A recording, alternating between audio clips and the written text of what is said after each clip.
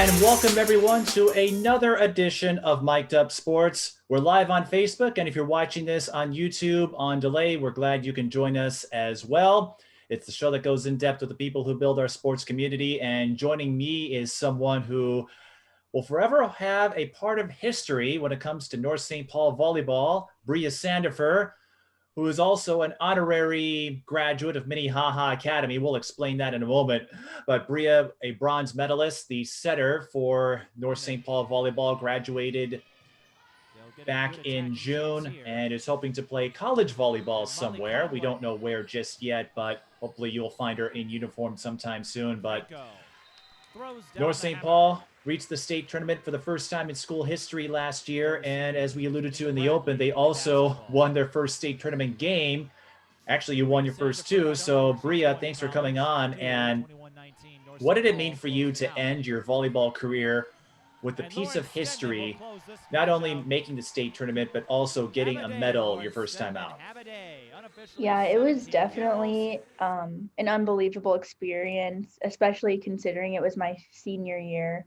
I was really close with a lot of the other seniors on my team, and we grew up playing with each other since we were like 10 years old.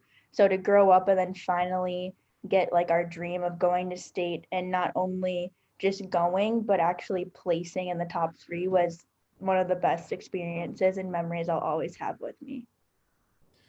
And of course, you've been helping out the North St. Paul team this year as an assistant coach. It looks like your season will come to an end with your game tomorrow against Henry Sibley. I know you've been playing shorthanded with the JV and younger teams having to quarantine, but if you don't mind, Bria, what do you make of sports going on pause? How have you approached this season, and what do you do moving forward with sports going on hold for at least the next 4 weeks?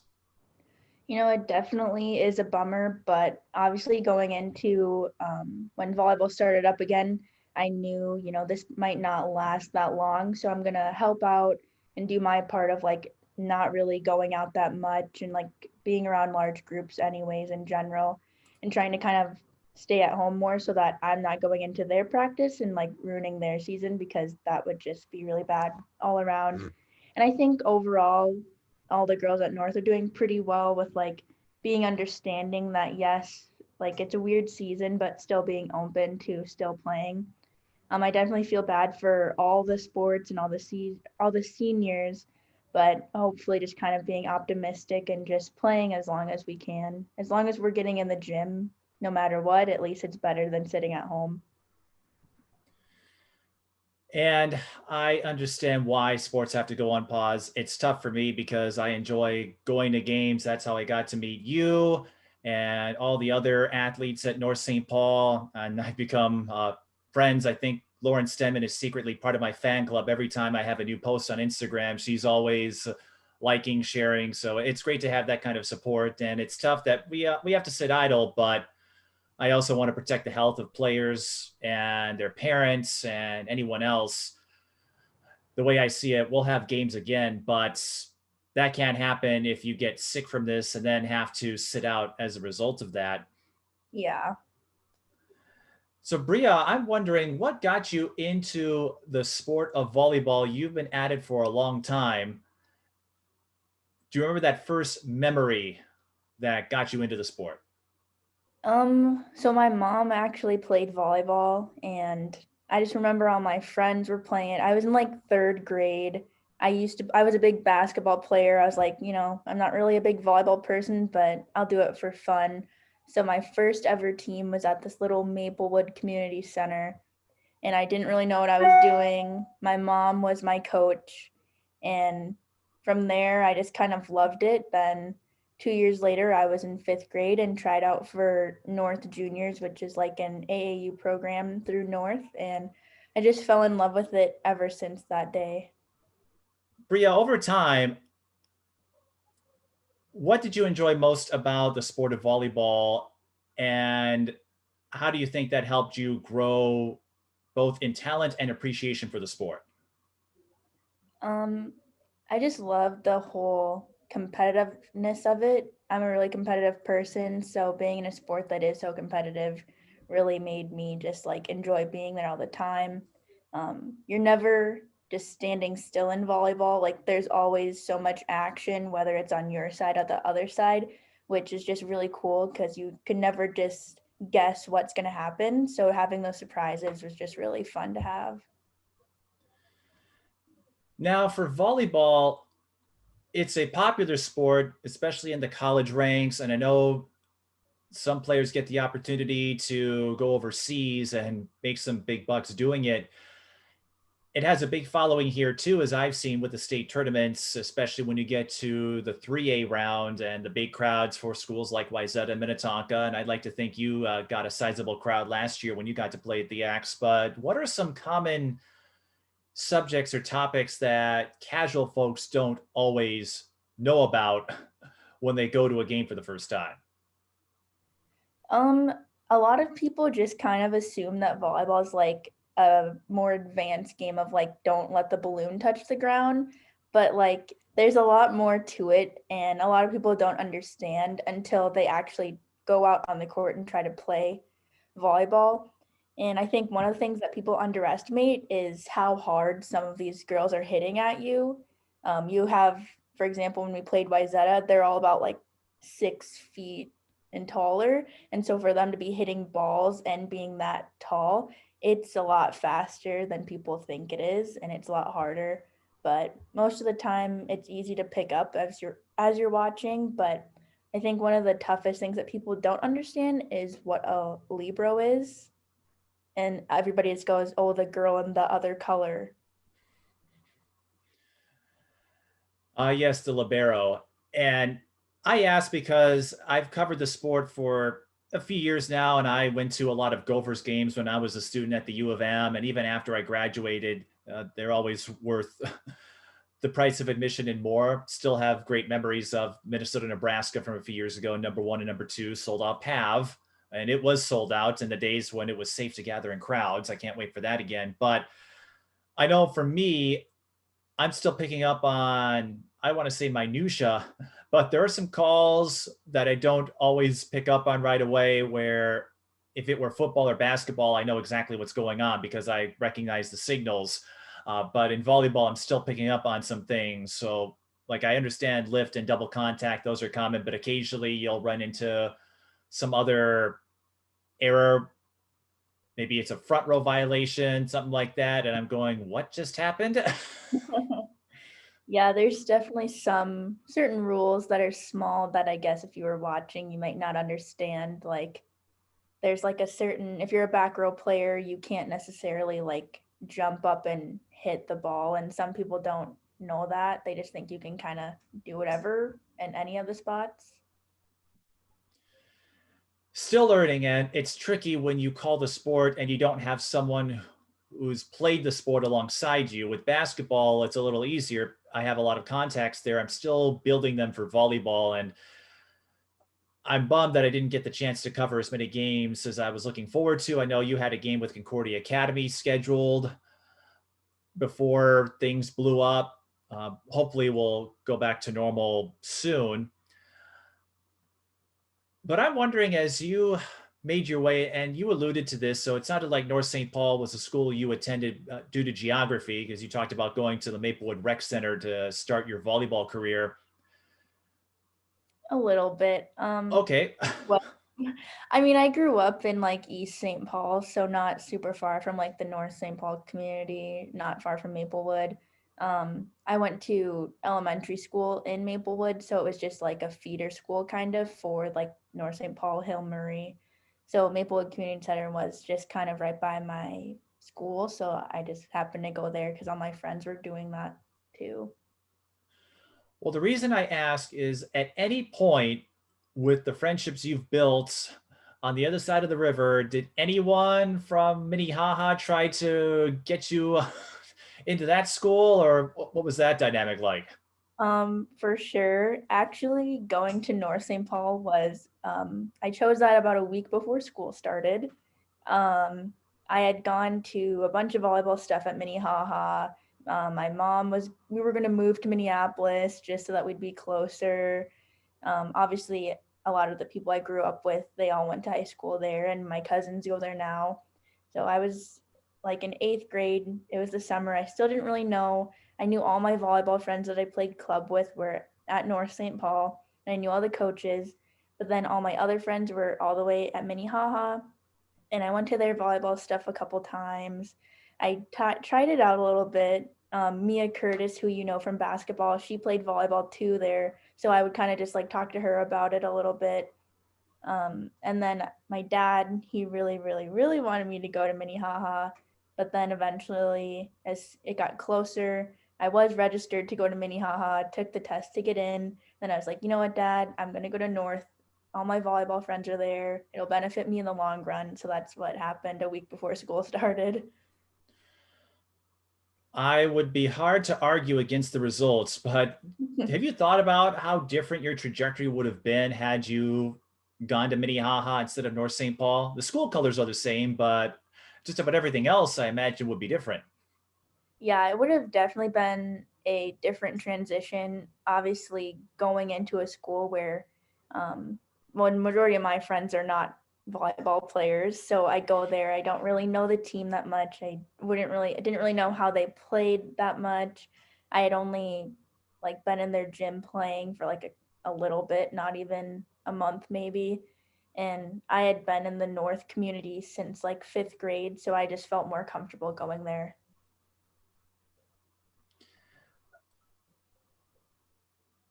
You mentioned your volleyball friends playing at North St. Paul. I imagine, Lauren Stedman, of course, Yaisa Mhm. Franco. I called you guys the big three last year for the Polars. How tight was that friendship going into North St. Paul, and how did that grow as the three of you and all of the other athletes who have put on that Polars uniform, made your way up through the program? It was definitely really close. All of the girls that I graduated with, and Jenna Rebelke, who's still at North, they were just some of my best friends since I first started, and I didn't even know any of them. As soon as we all got on a team together as kids, it was like we had met each other like when we were babies, and then we just kept that friendship going. I mean, majority of us played club together every single year of our time playing club. So obviously your bond is going to grow just doing that. And I think our friendship outside of volleyball really helped with our chemistry on the court as well. Now, there wasn't a lot of stats that I could find, but you were the setter, which means you probably got a lot of assists. What is the key to being a good setter? Someone who can, well, set up the offense, as the name would suggest, but get the offense in motion and create opportunities either by dishing it to one of your front row hitters or using the setter dump that I see quite a bit in the sport of volleyball. What is the trick to being a setter on the volleyball court? Setting it's really important because obviously you are the leader. You're kind of like the point guard of volleyball or like the quarterback. And it's so much more than just setting up somebody on your team. Um, you have to go into the game with a game plan yourself. You have to be observing the other side of the court, knowing, watching the middle block, seeing if she's going to your left, you might as well go to your right because you got to figure out and try to like mess and get into the minds of the other people on the other side. And I know for me, before we would go into a game, I would always rewatch film over and over. And I would always just watch the patterns of the teams that we were about to play. And I just always had something, my mind was always going and running 100 million miles per hour, just thinking and coming up with, all right, if this person's hot on our team, we got to get her moving, going to different spots, just trying to trick out the defense on the other side. And we did get one viewer who said, "Hi, Bria, miss watching you gals play. Hashtag team hype." So you left a mark in North St. Paul and elsewhere. And on that note, of course, I know where you played for high school, but where did you play for club volleyball? So I played for North Juniors, who is through North St. Paul High School. I started there in 5th grade, and that was when Steve Anderson was still the head coach at North. So I kind of, he was kind of my coach up until Blanda came in. And then my junior year, a lot of the North girls, so me, Jenna Rebelke, Molly Conway, Abby Shell, Penelope, we all went to this club called Hype Volleyball Club. And it's ran by, they used to coach at a club called MVA. They're a pretty big program here in Minnesota. And so we just all went to Hype to try something new, but it ended up still kind of being our high school team. But it was a lot of fun and got some new coaching. But otherwise, I've always just kind of been in my little North bubble.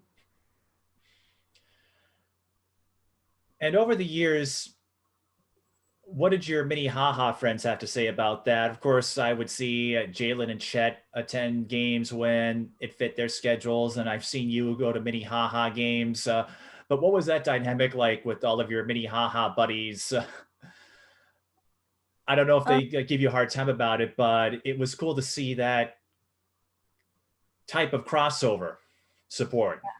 they were definitely supportive of my decision. I mean, they understand you have to make certain choices when it comes to sports, especially for me. They knew that, the volleyball program at North was probably going to be a little better. So they were really supportive. They always have supported me ever since I first told them I was going to North. And I know some of them were bummed, like Mia really wanted me to, go to school with her, obviously.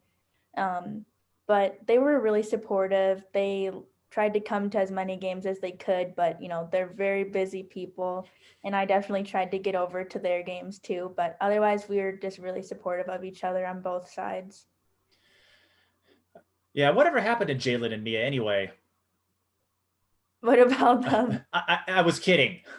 I Oh, was because Jalen, of course, at Gonzaga, Mia at Dartmouth, and so it was like, yeah, whatever happened to those guys anyway? You know what I'm that I was trying to have a little fun, and clearly, this is why I am a broadcaster and interviewer, not a comedian. I can't get a punchline to land. No. But you mentioned North St. Paul. They did have a strong program. You were a part of it, and they had a strong pedigree when Steve Anderson was there, and then when Stephanie Blenda took over. But the one thing up until last year they hadn't been able to accomplish was that section title, and you I guess, got a taste of that, having to go up against Stillwater for 2 years in a row before you knocked them off last year. What was that like? How frustrating is it to be that close, especially the 2018 version where you pushed Stillwater to a fifth set, almost had it won there. Stillwater eked it out. How difficult is that to be oh so close and come up just a few points short each time? it definitely was really devastating. It's one thing if, you're not super close and you get swept or something, but to go to 5 sets, especially, and it's right in your hands, but you just can't finish. I think that one probably hurt the most. Um, Plus, that year, when we did go to 5 with them, I was really, really close with Selena Rodriguez and Lena Pitsanukin, who graduated that year before me. So for their season to end without us going to the state tournament, it um, really made me just hungry, and just really made all of us go in this past season and, like, we're going to stop them. We're going to the state tournament. Like, there's nothing getting in our way this year. And in that senior season, on Stillwater's end, they graduated a lot of the players that were responsible for their run, but you still have to win those playoff games, those one and dones to get there, and nothing's a guarantee. They still had Miss Volleyball and Maddie Woodington. But on your end, what did you sense was different from your senior season compared to prior years? Not the shot she wanted. I think that all of us we all had some sort of edge on our shoulder, like a chip on our shoulder, because we knew that we were most likely going to face Stillwater. and they had been beating us for those past 2 seasons. We grew up, most of us, watching the girls older than us always getting so close, but never being able to finish through in section finals or even get to section finals. Um, so I remember as a kid, I'd be really little and going to watch North, and they'd be in sections and they get so close, but they would never make it, never make it. So I think we just really just grinded hard in the off season, and we just came in and we were like, you know what, nothing is going to stop us. We know that obviously Stillwater had Maddie, and she's probably some of the toughest competition I've played. And we knew she was going to be good, and we just knew that we had to get past her pretty much, and we'd be kind of set to go. And I remember that run. I got to see you play a couple of games last year, and then I got to cover the section final for SEC. And it's always fun. You're always excited to see a team get a seat at the table, which I've often said, no matter where you're seated, what your chances are of winning, the first thing to win a championship, the first step is getting a seat at that table, which you did. And I think I said something along the lines of, in that section final, I've never saw you jump as high as you did in there. And I knew you were solid, and I watched a highlight reel that I think Mia's stepdad put together in the years leading up to it, or in the lead up to it. But in my head, I'm going, wait, Bria, that's a 5'6" setter, and she's jumping up, and I thought she was going to hit the ceiling or go over the fence. I'm like, where did she learn how to jump that high? What do you remember from that section final? I honestly remember the whole game very vividly. I can just remember winning that first set. I was like, okay, we have one, but we still have to win two more. Like, it's not over yet. You know, they're a strong team. They could come back at any moment. And I think that night we just all were playing like it was our last game ever. And as soon as we got to the last game point, it was 24 to I think like 15. I remember I had to serve and I was really nervous. I was like, all right, I just need to get my serve over, play defense, and like we just need 1 point. And as soon as the ball landed, I just remember Yaisa sprinting to the middle of the floor, and then everybody else from the team came, and just being able to like hug my teammates and just be like, we finally did it. And I actually like cried afterwards because I was like, we finally did it. And it was just like a great feeling. And what I found most impressive about what you were able to do, you had a competitive team even before you won that section championship and got to play in state, but you guys did it with a smaller team than most. You talked about facing Wyzetta and their towering figures. Stillwater had a pair of them, and Maddie Whittington and Reese Kohler and Brooke Aschenbrenner for a couple of years. So North St. Paul, you're getting it done with some smaller, scrappy players. I remember Selena Rodriguez being a 5'5" outside hitter, but she held her own. I mean, she didn't look out of place. Lauren Stenman, she's got a pretty nasty swing as well. She can get up there. Yaisa Franco, of course, playing D1 at LaSalle. But you're the team, and I'm sure there are more examples out there, but as I'm learning more about the volleyball community, you were a team that maybe gave inspiration or hope to anyone else that might be seen as undersized, that, hey, you can put together a solid run. Of course, it helps to have height in a sport like volleyball and basketball, but when you don't have that, how do you compensate? We definitely at North St. Paul, our program was really big on defense. We never really were like a team that was stacked of girls 5'11" and taller. So we really just worked on our defense. We would constantly just defense, back row. You need to get a pass up. It doesn't matter if we're short as long as our defense is good. And then what do you remember from that state tournament run? You got Lakeville North in the quarterfinals, which I thought was a favorable draw, and not because Lakeville North was overrated, but I covered them in a game against Jefferson, and Bloomington Jefferson got a 5-set win against them. Lakeville North had been a ranked team, and they're one of the perennials. I'm sure you are familiar with their history, and no matter the sport, Lakeville North is usually a contender. and then to go in there and get a convincing win against the Panthers. I don't know what you were expecting going in, but I have to imagine you were feeling pretty good about yourselves, not only just to get to the state tournament, but to knock off a seeded team and ensure that you would get to play all the way through Saturday. Yeah, going into when we first found out, like, we were going to state, we were like, all right, we're waiting to see who we play. We're like, we know we're not going to be seeded, but let's just not get Egan first round. That's who we were avoiding first round. We were like, let's anybody but Egan. And as soon as we saw Lakeville North, we were pretty nervous. We were like, they're a pretty good team, but I think that we can take them. Like, out of all the teams there, I think we can. Out of all the seeded teams, I think we can take them the most out of all the other unseeded teams. We all were pretty confident. Like, they're a good team. They've been here before. They've been on the stage at state tournament before, but we definitely know we could compete with them.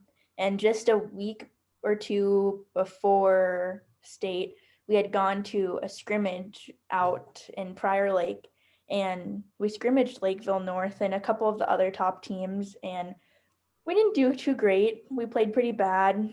So that kind of was like nerve wracking that we just played these good teams not even that long ago and we did really bad. But it was really fun to get that win, and especially 3-0 against Lakeville North the first day. What was different about that quarterfinal round where you didn't have a great showing in the scrimmage and then you get a straight set win over a top 10 team all season? I think when we first scrimmaged, we've gone to the scrimmage before. It's like a lot of the top teams in the state. So like Rosemount was there, and Lakeville North, and Shakopee, and a couple other, Eastridge. And I think we always doubted ourselves a little bit when we would play like those bigger teams that have been ranked in the past. We've never really been like a high ranked team like Egan or like, one of those schools. But after that scrimmage, Coach Blanda said to us, like, you guys have to believe in yourselves that you can do this. It doesn't matter about rankings, and it doesn't matter how good a team has been in the past. It's all about how we play. And I think after that conversation, we definitely took that advice and took that to state tournament with us. Well, Stephanie was helpful for me too. She called a couple of games with me last fall, and ever since I'm now jotting down. I always say unofficially, but I'm always jotting down kills and some other things I can keep track of. But she left me with a profound piece of wisdom as well. Not in the same vein or token as your team, but you might find this amusing. We were talking pregame before your match with Sidley, and she said, if you're scoring at home, we obviously know what a kill is, but she said an error is when you do something stupid. Like, if that's the case, then I've made a lot of errors. I should probably write a book about that, but and no one has picked up on it yet. But in all seriousness, you played Wayzata, and I think if it were a best of 7, maybe things would have gone a little differently, because it sounded like you were getting into a rhythm with them, even though they were the number 1 team. They ended up winning the whole thing. It wasn't like you were blown out 25-8. But you did get to knock off another Lake Conference team, and I think a top 5 team in Minnetonka for the bronze medal. I know, at least here, we don't talk too much about that. It doesn't get a lot of attention, those consolation games, but you still got to go away with a medal, and you got to complete your first state tournament run with victories over 2 of the perennials all season. So when you reflect on the conversation that Stephanie Blanda had with you about believing in yourselves and not getting nervous when you go up against a high-ranked, a powerhouse team, what changed? What was your attitude following the state tournament when you got that bronze medal and you got to walk out of the Xcel Energy Center with a medal around your neck with all of the pomp and circumstance that comes with it? I imagine that was a huge moment for the Polish program. It definitely was. The North St. Paul community is really close, and they definitely support the high school and especially the volleyball team. So the fact that we could place at 3rd place and bring home a medal and have that trophy to just show off to our community, I think that that was one of the biggest things. We have a lot of the younger girls that are like, oh, I watched you in state or blah, blah, blah. And it's really fun to just be inspiring to those younger girls that they might not think they can do it because they're short or because they're not that great or they might not play for a big club. And I think that we showed a lot of those girls that you can do it. You just have to put your mind to it. And not only was that bronze medal a symbol of the team's resilience, I remember when I first met you and I did a story when your team, I think, won 21 games in a row in the 2018 season before losing your first game. You discussed some of the difficulties you've had to overcome, whether it was injuries or ailments and some other things. So, what were some of those obstacles you've dealt with that hampered your volleyball trajectory, and how did you overcome those? Getting hurt always sucks no matter what, if you're playing a sport or not. Minor setbacks, major comebacks. So it's just nice to have my teammates be really supportive of me. And when there was times where I couldn't play in a game, it was good that I had my teammates that would still go out there and play 110% no matter what. And that was no matter who got hurt in our team, whether it was myself or if it was one of our hitters. We always knew that, like, this game we have to do it for this person because they're out right now. And it was just a lot of the support from my teammates, and having coaches that are really understanding about those injuries helped a lot too. And it's only been a year, but looking back at your prep career, what do you make of it going to North St. Paul and having to not waffle, but you're waiting up until that last week, kind of going back and forth. You settle on North St. Paul. What do you remember fondly about your experience with the Polars program? I just loved all the coaches. They definitely created who I am as a person outside of just volleyball too. It was always just a super close knit program. Like, it wasn't just a team. It wasn't just like a bunch of different players. We were like a family, and that's what really just made me continue to stay with them. Like, I never thought about transferring because I didn't like anybody or I didn't like the team. I always just was ready to go back, and I'm coaching there now. So obviously I had a good time with Coach Blanda and everybody. So the fact that everybody was so close and yet we still pushed each other, I think that was the main thing for me. And I'm wondering,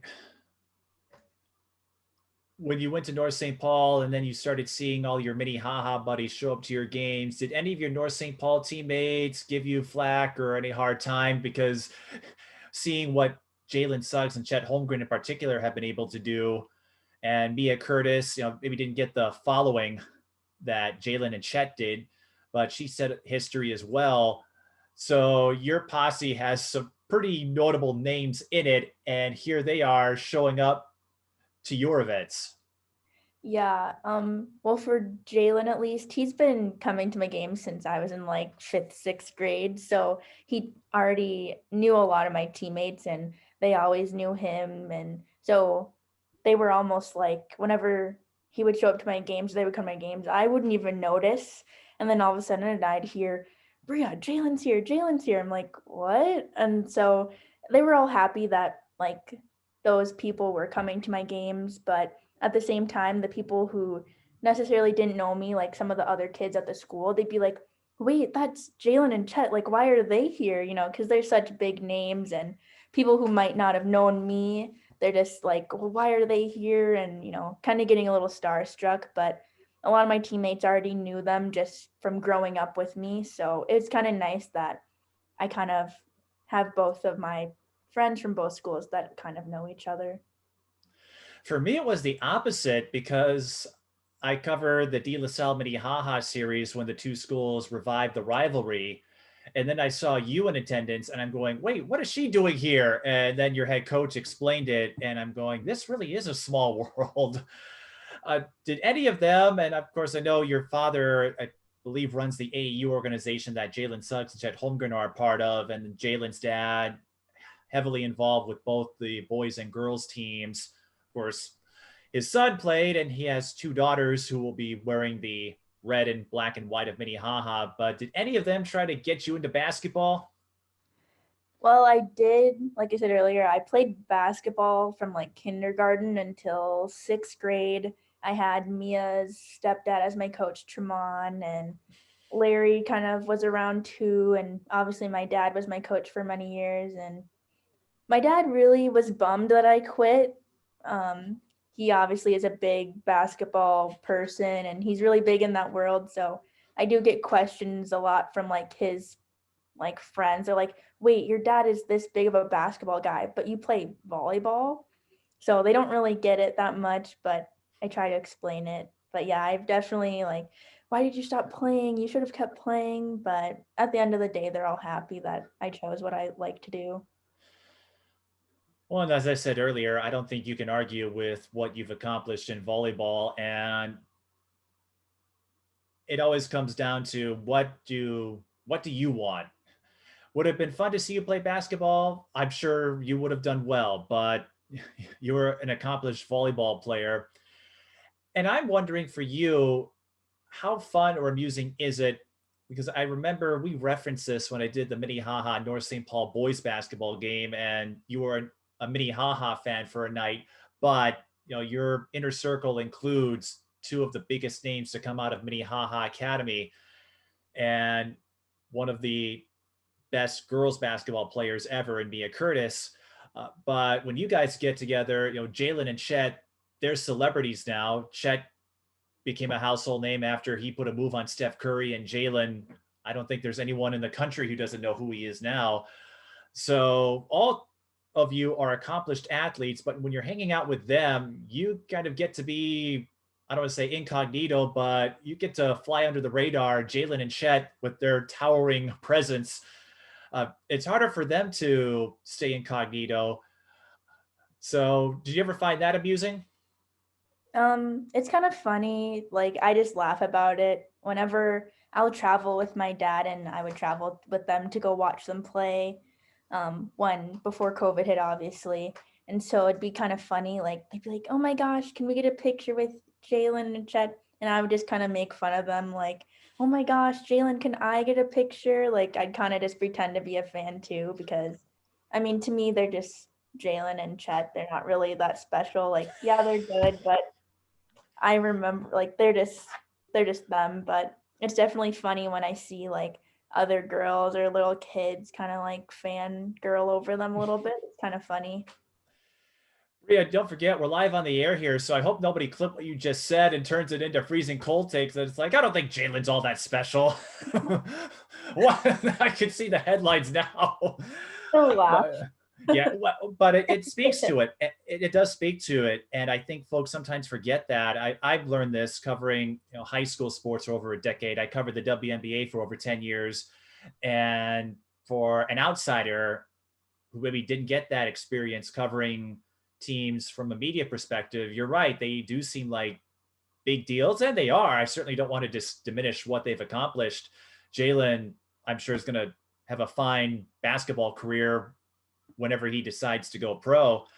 But the more you cover games and the more you get to meet these athletes and their families, for the most part, as you alluded to, we're not all that special because we're just, you're Bria, he's Jalen, and that's how I see you guys. I don't see you as deities or gods or anything like that. You just happen to be highly skilled in a particular sport that gave me an opportunity to meet you, but there's a lot more to you than the number of assists you picked up in volleyball or the number of points Jalen scored. Yeah, sometimes I think people forget that, like, and that's with anybody, that's with like bigger names like LeBron James's son or anybody else. Like at the end of the day, like they're regular people off the basketball court. But they're fun to watch. I love watching them play, and I wish them the best with their futures. And Jalen at Gonzaga and Chet wherever he ends up. I'm really proud of them, and to like grow up with them for so long, and then to see them where they are now, really makes me proud that they're putting on for their cities. How cool is it though that you had two pillars of support? You had all of your Minnehaha buddies, and you also had your volleyball friends at North St. Paul, and then of course you got to endear yourself to the entire school with that state run last year. How cool was it to know that no matter what, you had two sets of friends, two sets of fans that would come out and support you? It was really nice to know that like no matter who couldn't or could make it, that I would have somebody there. Not a lot of people can have somebody at their games all the time, so it was really fun to step on the state tournament court the first day. And I wasn't really sure who was going to be there. I obviously knew that students from North would be there. I knew my mom and my dad would be there. Then to look up and front row, I see my best friends from North, and they're in the front row. And then I look to the left and I see Jalen and Mia and all of them there too. So to have all of the important people in my life watching one of my biggest memories was definitely really close to me to see that. Well, I'll tell you how much you mean to all of those people. When I was promoting this podcast yesterday, Mia's mom spotted my post and went, Bria! So you've left a mark. And I was wondering though, we talked about how you give Jalen and Chad a hard time when fans go up to them. Has anyone ever recognized you or geeked out if they spotted you somewhere? Most of the time I just get, oh my gosh, are you Brian's daughter? Because everybody knows my dad. Um, Wow. or when we're out of town traveling, I get asked if I'm Jalen's sister. So I just kind of get known by and through my dad and his players. But Brian's daughter has been my nickname, I guess you could call it, ever since I've been a kid. I'm laughing because that is the opposite of every parent I've ever met in basketball. Because you may have heard of this, for at least a couple of years, I had no idea who Mia's stepdad was or his name. I would greet him all the time because he would see my games, but he said, yeah, us parents, we like to lay low. And so, the running joke is you're probably aware of is with someone like Jalen or Mia, it's, oh, that's Mia's mom or Mia's stepdad. But it's like, oh, you're Brian's daughter. And I'm Yeah, like, man, it's like they're selling you short. Like, what? yeah. My Like, that's a dad disrespect right there. Yeah, my dad is definitely he's a very big, important person to his community, and he definitely helps out his community, always is involved and always has been. So now that my dad and his program are getting more social media attention, they're getting bigger. Um, it's more like my dad is the star and I'm his daughter, which is fine. I support him, but at the end of the day, I'm Bria. I'm not just Brian's daughter. And I always knew you as Bria. And then again, it's this whole small world thing. It wasn't until later that I discovered the connections you had with all of the Minnehaha community. But that is still funny. Did you ever play along when people would ask if you were Jalen's sister? Yeah, I just never really felt like explaining it. I think, yep, that's my brother. So all of these people, I have to imagine how many people have you fooled over the years into thinking that you are Jalen Suggs' sister, even though I've met one of them already, uh, uh, and she's already a defensive pest on the basketball court. But I'm going, man, how many folks, if you become a big name, are they going to go back and it's like, hey, wait a minute, that's not his sister? Yeah, it's happened a couple times. More recently, I was with his mom and his two sisters, and they go, "Oh, are those your daughters?" And she just plays along too. So his mom is like, "Yep, these are my daughters." So we just kind of go with it. I mean, with the friendships you've established, you might as well be, right? Yeah, I mean, they're definitely the Suggs family is literally my second family. I go to their house in between classes, or they're always there for me, Larry and Molly, his mom and dad. So I definitely see them as like an aunt and uncle, second mom, second dad. Now, as you mentioned, and I was aware of too, Mia did play volleyball. Have Jalen or Chet or any of the other folks, have they ever tried it out? Well, my sophomore year, Jalen actually surprised me and my teammates at our practice in the summertime, and he kind of hit a couple balls, but he wasn't that good. Um, I could definitely beat him, but he won't admit it. Um, but I mean, I think I've seen them just like messing around playing after like one of Mia's games, and they're okay. They're not that great, but they should just stick to basketball.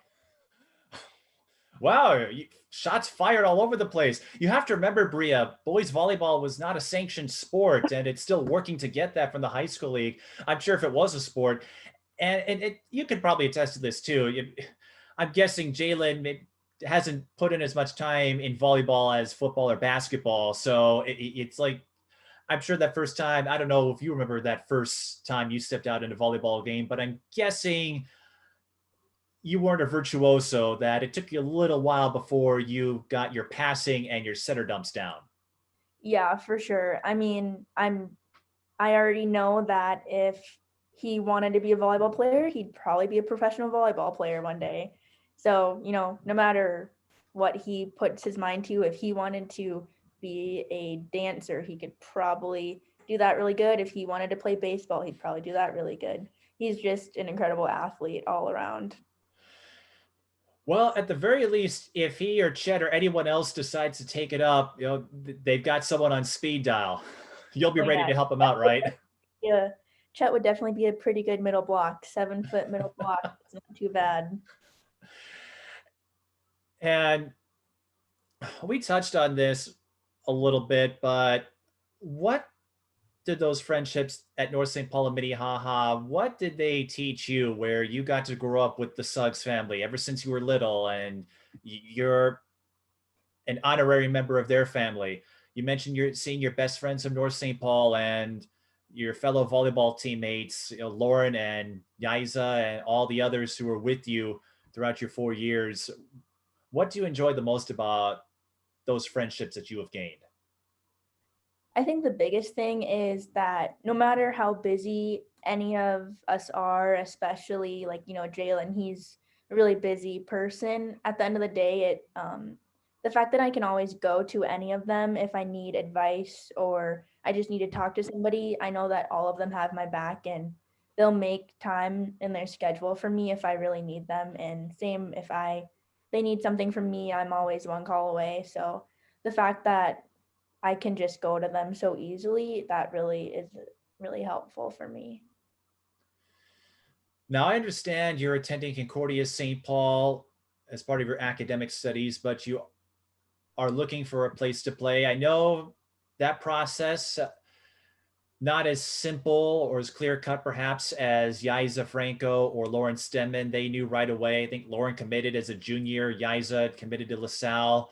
Uh, and I'm not smart enough to weasel anything out of you as far as what college you've selected, but what is that process like where you were thinking about playing, you're hoping to keep on playing, and of course now we're all wondering when it will be safe to play again, but what is that like, and what would you make of that journey where you didn't necessarily find a school out of the gate, but you're still hoping that you'll find yourself on a volleyball roster?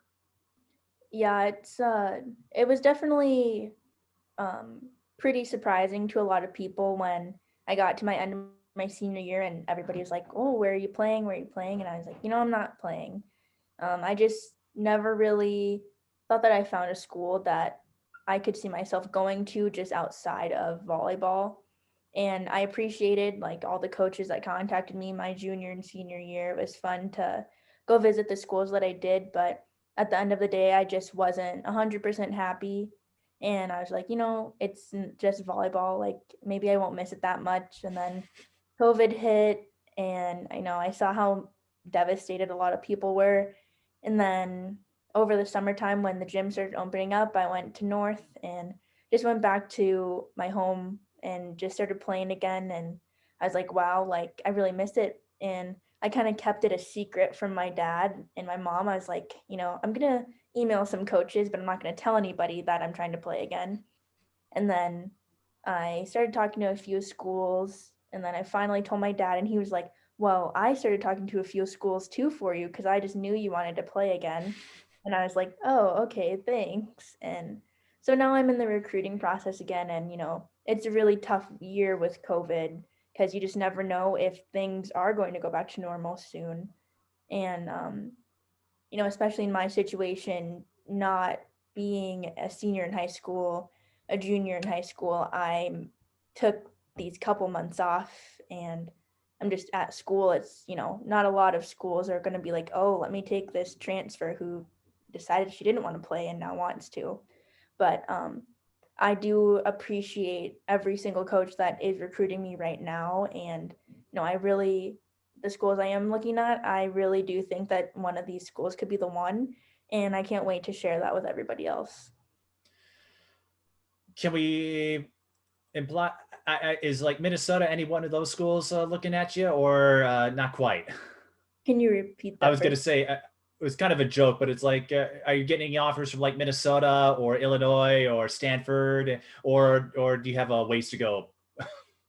Yeah, not quite there yet. I'm a little bit undersized for a setter. So that's pretty difficult too if you're my height and you aren't jumping like Lauren Stenman is. Um, but if I got an offer to go to the University of Minnesota, I would definitely go there. But you got to know your skills. And so, obviously I knew in high school, I was like, yeah, I will never play at the U of M, but, would it be my dream? Yes. But I know my level, I know my skills. So, yeah. And even so, I do think it says a lot about your skills, your talent, your tenacity as an athlete, that even if you initially decided to step away from the sport before coming back, a lot of schools are giving you offers. So I think that tells you that, hey, you don't have to follow the traditional route. But I have found it amusing.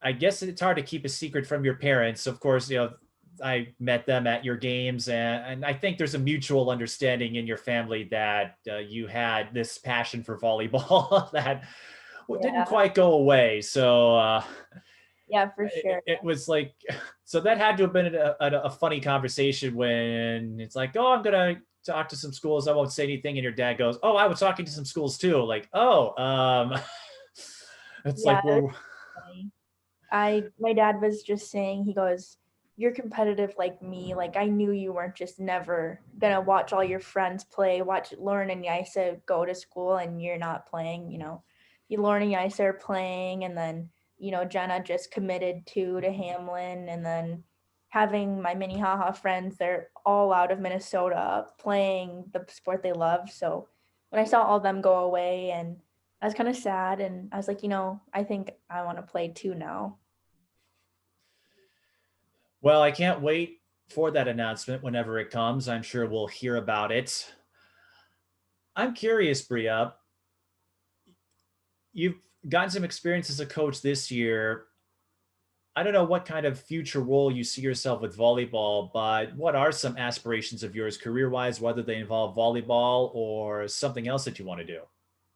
I definitely love coaching.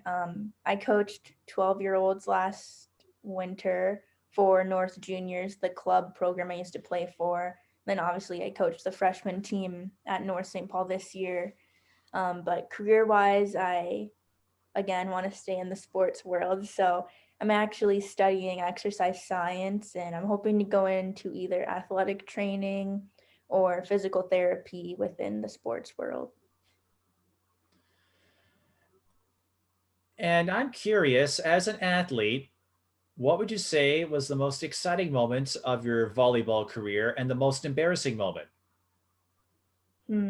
I think the best moment was finally beating Stillwater my senior year, and just saying that, we're going to state, we're going to state. That was really fun, and grabbing that trophy with Lauren was a big, important moment. And then I think the most embarrassing moment was, I'm going to probably say I was playing in the state tournament and we are playing Minnetonka the last day. And I had been working on this one dump where you jump up and you use your left hand to dump the ball. I'd been practicing it, and I couldn't really get it. So I was like, you know what? I'm going to try it if it's tight to the net. And I went up, and instead of using one hand, I used two hands like this, and that's a lift. And I was so embarrassed. I was like, I just did this in front of so many people. It's not like we're like at a high school, we're at the state tournament, and I just did this. And I think that was probably the most embarrassing. All that work and you end up committing a lift violation. That is funny. And then just what do you remember from that weekend at the Axe? Because as you noted, it's a different atmosphere. You don't have to worry about balls ricocheting off the ceiling compared to high school gyms, but the lights are a bit brighter, the crowds are larger. You've got all the papers and other outlets converging. And this was your first time. So this was the first time everyone around the state could see you and North St. Paul's team and find out what they're about. What do you remember from that experience? I just remember we were driving on our big bus and we all walked in and everybody's really nervous, but nobody wants to say anything yet. We get down to the locker room and we're like, wow, like we're here. And we had, in the past, we had gone and to watch the state tournament, but we never participated. But when we got there, we walk out and right away it's super bright. We're like, oh wow, like all eyes on us. The crowd just kept getting bigger and bigger and bigger. And so just to kind of like get the nerves out, before every game, we would have a dance circle just to kind of like shake everything off. Like there's no nerves, just kind of like have fun and not think about it. So it was a different atmosphere, but I think personally, I think that all of us did good at not letting the nerves get to us, especially that first day when there were a lot of people and we weren't seated and we weren't sure if we were going to win or not. Do you still have that bronze medal? I do. It's hanging up in my room. And this is something that I pick up on, at least on the basketball side, but I imagine every athlete has this kind of a story. If you're able to think of something, what would you say is the most unusual thing about yourself or something we wouldn't necessarily know about you, whether it involves interests, hobbies, some sort of life event? What is something that would surprise people if you told them about it for the first time? Um, I'm not going to say I'm bilingual, but I speak Spanish pretty well. So you're close. uh, You're close. Like right there. a conversation with somebody if I have to. Well, and I'm wondering because I know like the Minnehaha kids, at least last year when I picked up on that, it's the same thing because I understand a lot of them, and I don't know if this was the same for you, went to a Spanish immersion school early on. So I don't know what your experience was like, but I know in their case, they were exposed to that language early and it just stuck with them. I don't know. Was that the same for you? I went to a private Catholic school as a kid, so we just had Spanish class from like kindergarten all the way to 8th grade. And then I just kind of stuck with it in high school and took some college classes my junior and senior year.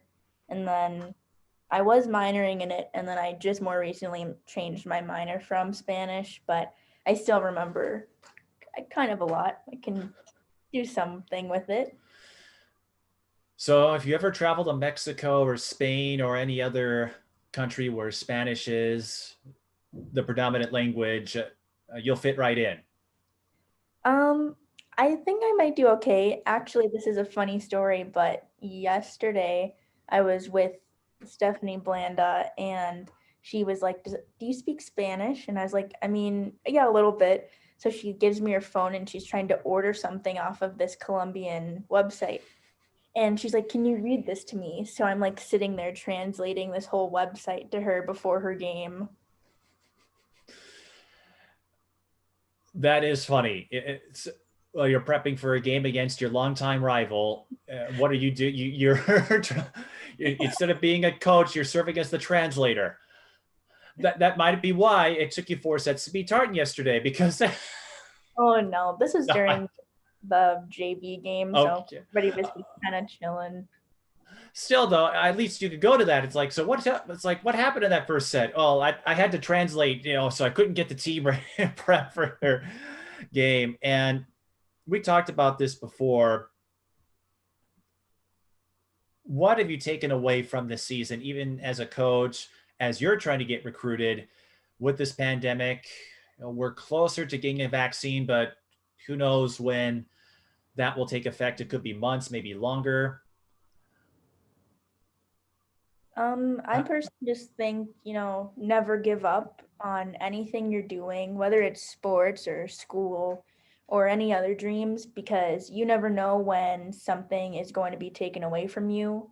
You know, as a coach for North right now, me just watching Jenna Rebelke, who I've played with my whole entire volleyball career, I've never played one game without her. So to be watching her in her senior year, and she's not getting a normal season with all of her friends watching her, it really makes me sad for her, but she's handling it pretty well.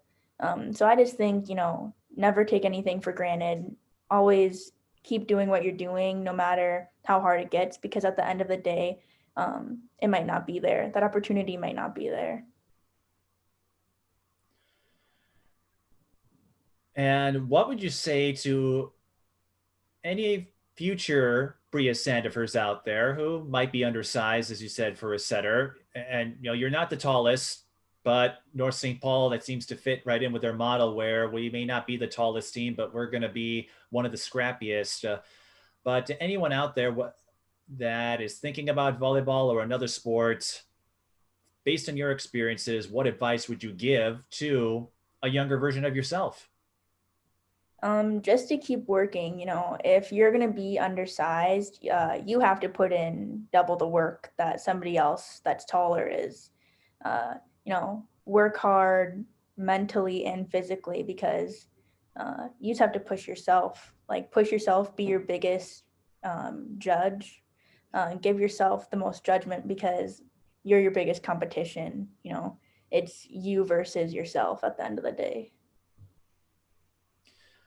Now, I don't know what's going to happen in the years to come, but if any of your friends, whether it's Jalen or Chet, or who knows, well, maybe Lauren for volleyball, but if any of them end up turning pro and get called up in a draft, will you be part of the draft room party, or will you get an invite to join them? you know, Hopefully Jalen's feeling generous. I'm just, I'm, I'm sure I will be. But yeah, hopefully with the pandemic, hopefully, he does get that opportunity to go to Madison Square Garden and, do the whole process like normal. But, I'll definitely support him, Lauren, Chet, anybody with everything they're doing. They've always had my back, so I'm obviously always going to have their back no matter what. And I guess as we get close to wrapping up this podcast, what else would you like to say about yourself, your journey, the obstacles, the triumphs, everything that you've experienced and had to go through to get to where you are? What would you like to say about it? Honestly, just to never stop believing in yourself. I definitely feel like towards my end of my senior year, I slowly kind of gave up on myself when I probably shouldn't have. Not getting those offers I thought I should have been getting. I definitely started to slowly, maybe I'm not that good, or, comparing myself to, like Lauren or Yaisa or somebody like that.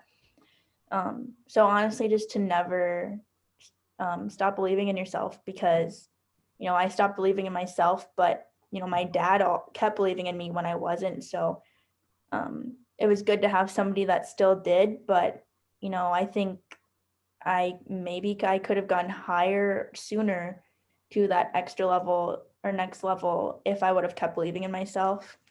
So, just never give up.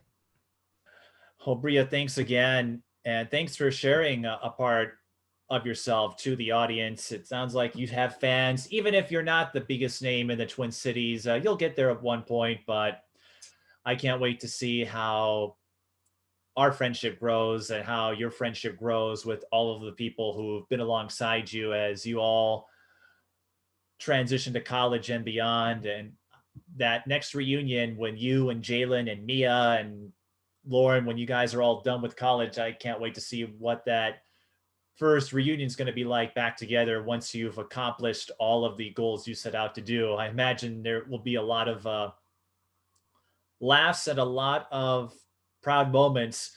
You already had a bunch in high school, and I can see that only growing from here. Yeah, for sure. It'll definitely be exciting to see where everybody ends up. And if you want to see where Bria ends up, she'll have her college announcement soon, and we'll be hearing a lot more about her. Thanks once again to Bria Sandifer, a North St. Paul graduate, bronze medalist in the state tournaments. And you will see her in uniform at some point, whether it's this year, next season, whenever we get this pandemic tamed, hopefully soon, then we can see if Bria continue to dish out those assists that she was known for at North St. Paul. Yep, for sure. Thank you, Mike. Thank you, Bria. And if you want to be a guest on a future episode of this podcast, just contact me at social media at the Mike Peden on Twitter or Instagram, or by email, tsbtelevision@gmail.com. We have plenty of live podcasts coming your way over the next few days, but we'll be picking that up as sports goes on pause again. All you need is a story, and we'd be happy to have it featured live here on Facebook and on demand through our YouTube channel. So until next time, thanks for watching.